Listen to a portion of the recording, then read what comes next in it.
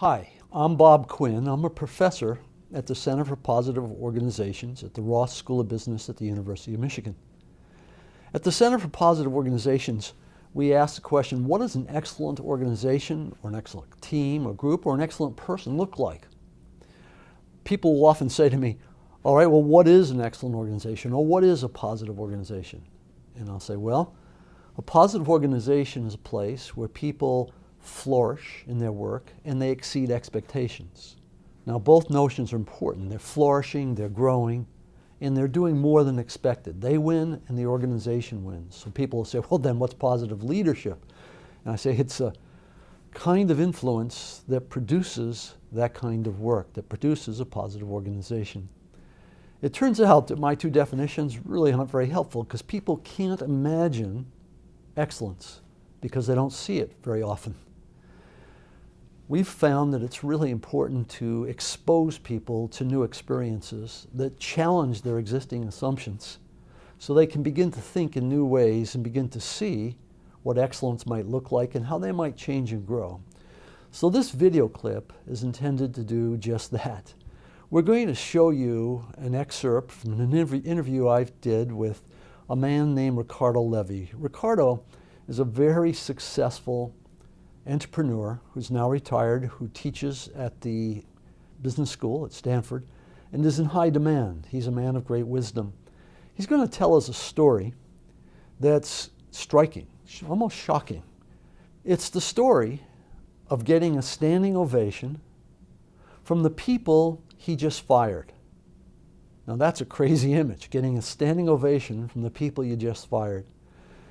In order to fully appreciate the clip and the story that he tells, let me share with you a very short story to lead us into that clip. I recently had a conversation with a woman who works at the first level in a very large organization. About 12 months ago, she was called into a room with all of her peers. A list was pulled out and names were read. The names that were read, people were asked to stand up. Security officers then went over to them, accompanied them to their desks, cleared their desks out, and then accompanied them to the parking lot where they left forever. Now the interesting thing is, as she told me this story, she was trembling. It was 12 months later and she was still traumatized by what happened to her peers. She said to me, it's not easy to get a new job, but I've been looking for 12 months and as soon as I find one, I'm gone. Now the interesting thing is, the people who designed that downsizing that day were doing it the way most people would do it. Downsizing is a painful activity. It's dreadful. A manager's facing hard work when they're going to do a downsizing. They get advised by legal and by HR. And there are a whole bunch of conventional assumptions that lead to exactly what happened. And yet that organization has lost the entire first level of workers. Their bodies still come to work, but not their hearts. They actually destroyed their own organization by doing what's conventional. With that story in mind, I'd like to turn now to this clip with Ricardo. At the end of the clip, I will not return on screen, but 3 questions will. I encourage you to consider those questions very, very carefully, to think very deeply about them.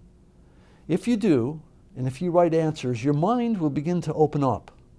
You'll begin to get a glimpse of what it means to create a positive organization, what it means to be a positive leader, what it means to create excellence.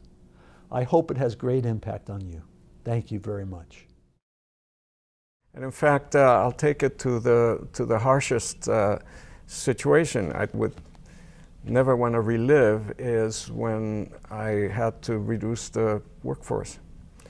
What is so remarkable is that when I did it and I announced it, and I still can't even believe it, I got a standing ovation.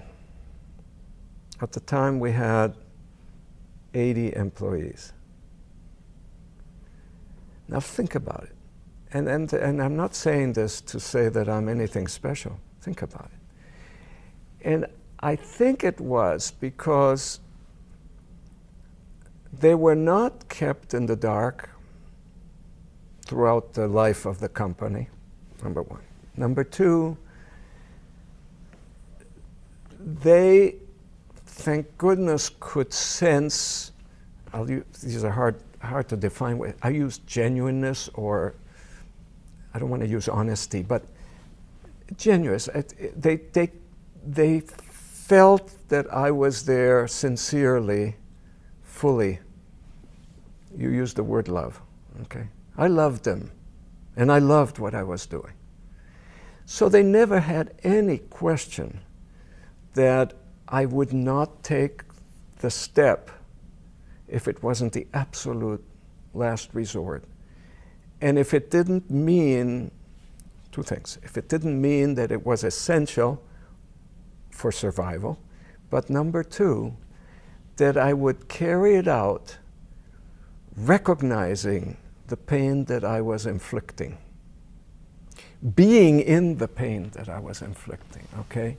And the fact is that people knew, my employees knew that from my past actions, and I guess they knew, that I was going to take care of, as best as I could, every one of them. So you had 80 people.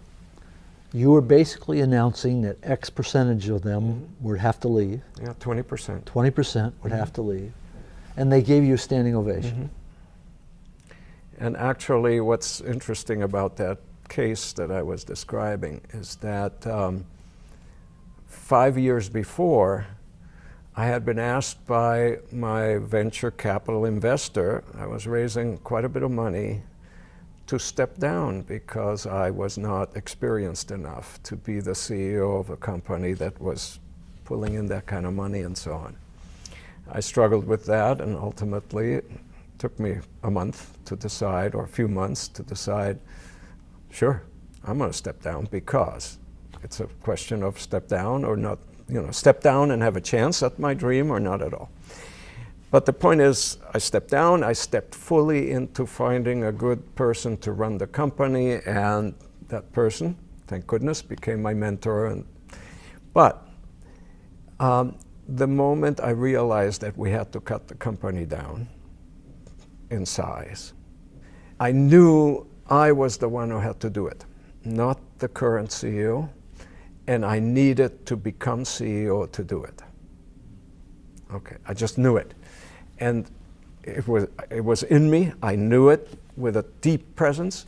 I told the board, and the board agreed. Why? Why was it so important to me? Because of what we were talking about.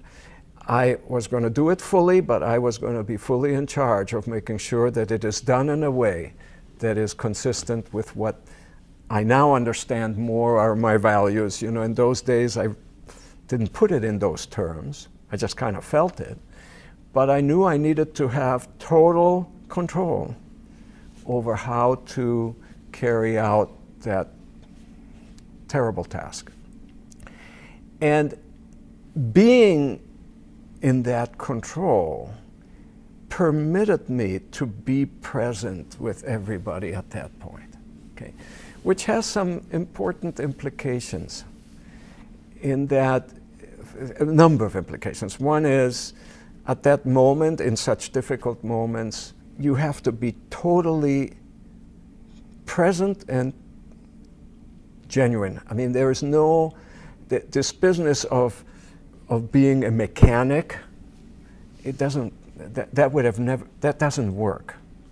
You can't be a mechanic, okay? You have to be totally in the moment, and your whole being.